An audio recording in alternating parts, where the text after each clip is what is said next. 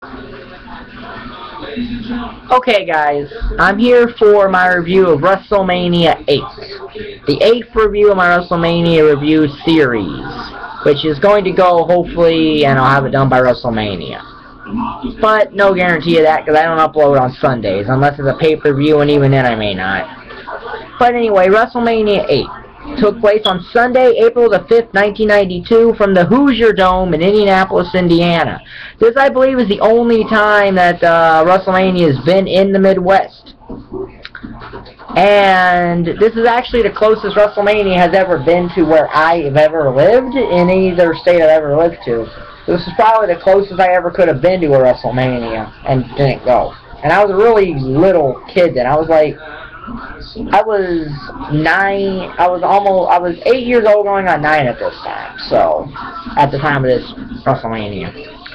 So we opened with Tito Santana versus Shawn Michaels. This is a good match. 2.5 stars, Shawn Michaels wins. Santana puts Shawn Michaels over. So, yeah. Good match, though. So the next match is The Undertaker versus Jake the Snake Roberts.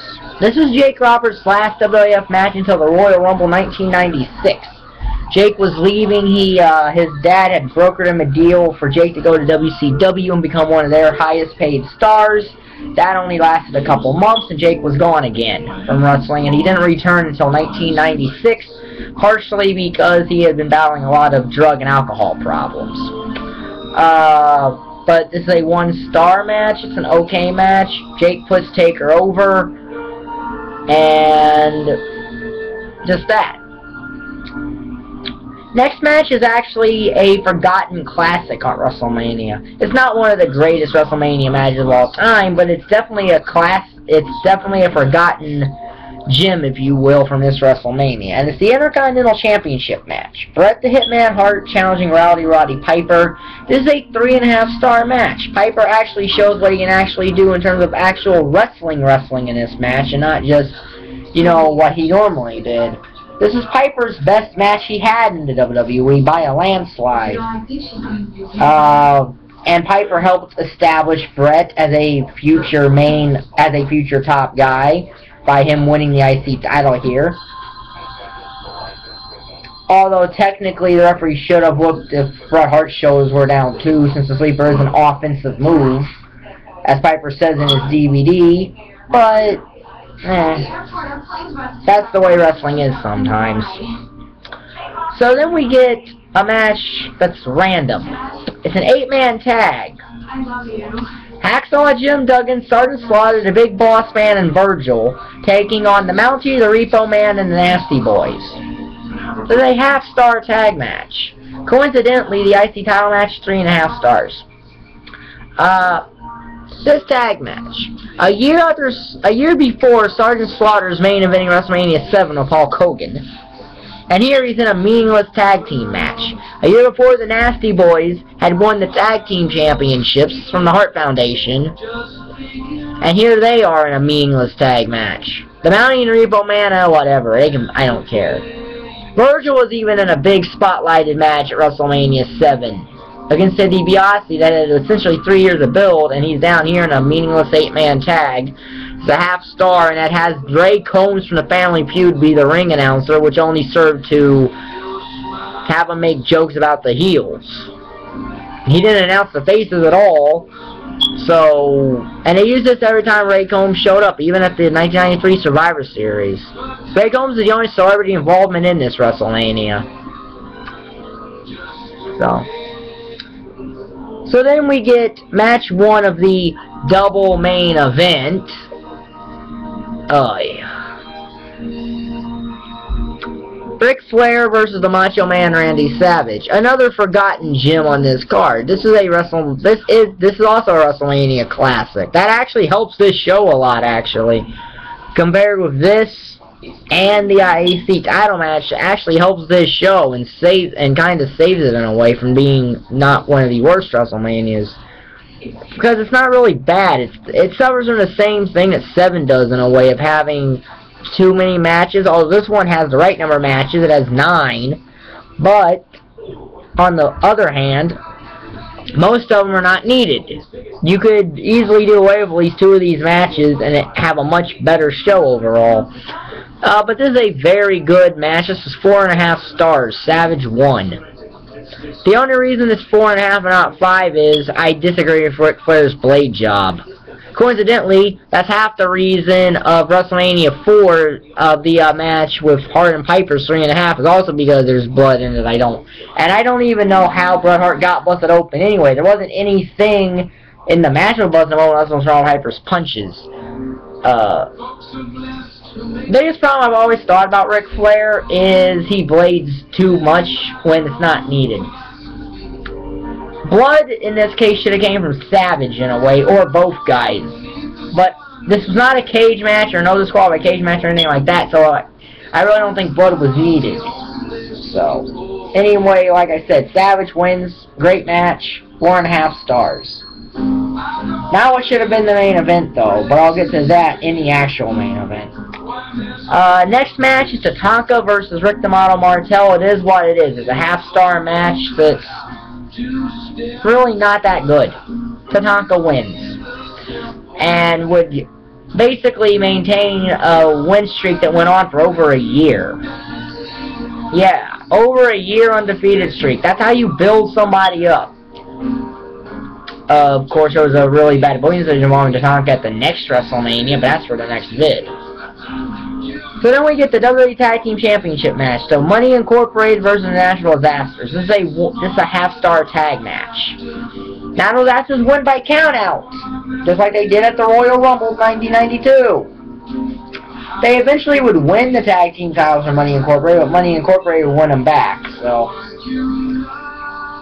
half a star. Owen Hart versus Skinner. Moving on, it's no stars. I don't even know why Skinner got a WrestleMania match. I sometimes wonder how people got a certain spot on a WrestleMania match. I don't even know why Skinner got a WrestleMania match. What? There wasn't anything good about Skinner. I always thought that character was just stupid.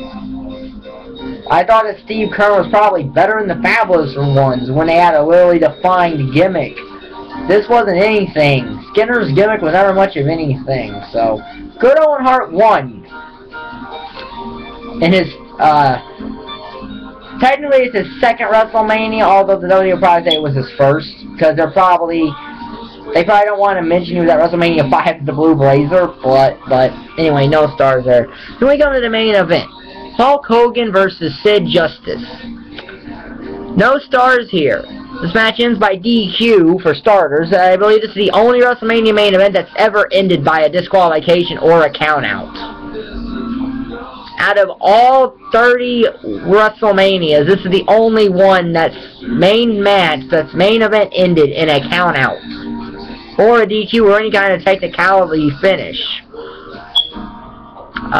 So yeah, this match did not belong here in the main event. This main event always should have been Hulk Hogan versus Ric Flair. Almost anyone with a brain would see that.